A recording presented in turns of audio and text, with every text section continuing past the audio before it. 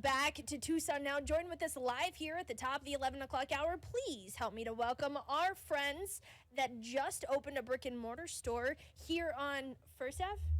Yeah, we talked about Avs and streets, and I was like, oh no, I've confused myself. Here on First Ad, please help me to welcome co-owners Megan Downey and Lily Watson from Homeward Books Collective. Guys, thank you so much for joining us here. Thank you for having us. Of course. Okay, so someone from the studio, from the new studio, came and visited you guys, and you guys were talking to them, and you were like, oh, you just opened this brick and mortar. Yeah. Now, you guys have been online for a good bit, though, right?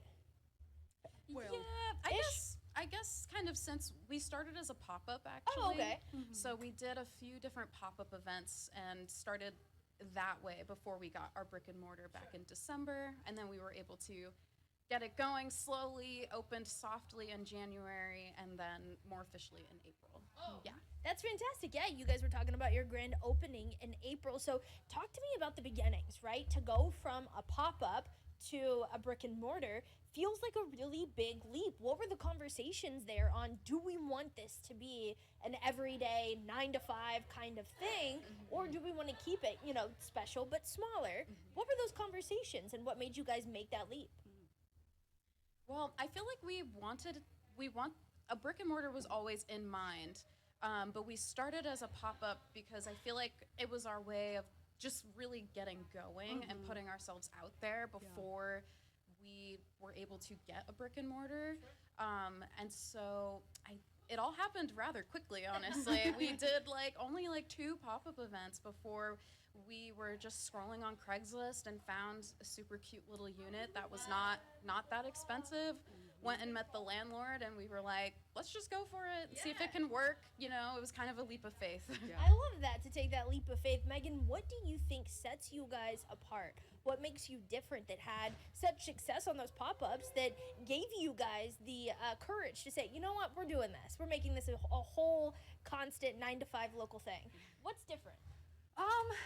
We've had experience with book selling among all of our team, and not just book selling, but small businesses. I've sold my art online since I was 14 or something.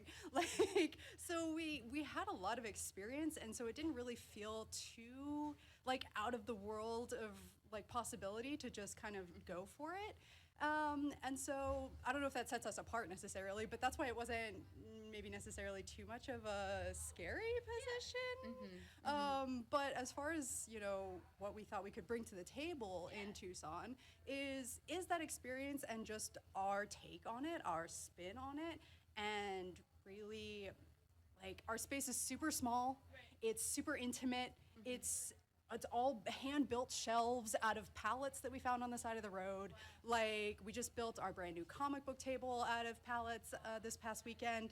And so, yeah, just bringing it down to something small, sustainable, just core community focused, I think is kind of the aim, the vibe that we were going for. Yeah, it feels very artist-centered, very artistic. You mentioned, even just a super naturally rustic kind of this is what we built, with our hands. So what does it feel like to have this space now, to be able to walk in, call it your own, be able to build your own shelves, create, hey, I want this comic book table, and then suddenly, you guys have it. You roll up your sleeves and you do the work all yourselves, especially because it's so tight-knit, it's so community.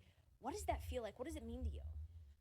I think it just means it feels really good to have ownership and have a say in all of your everyday tasks, and a say in the vision of the store, and a vision in your job. Honestly, that's why we want to be worker owned, a co-op basically, so that we can break down those traditional hierarchies you see in the workplace a lot. It's easy to feel disconnected from your workplace when there's a lot of people above you who maybe make decisions for you or for the place, and you feel it's easy to feel like you don't have a voice.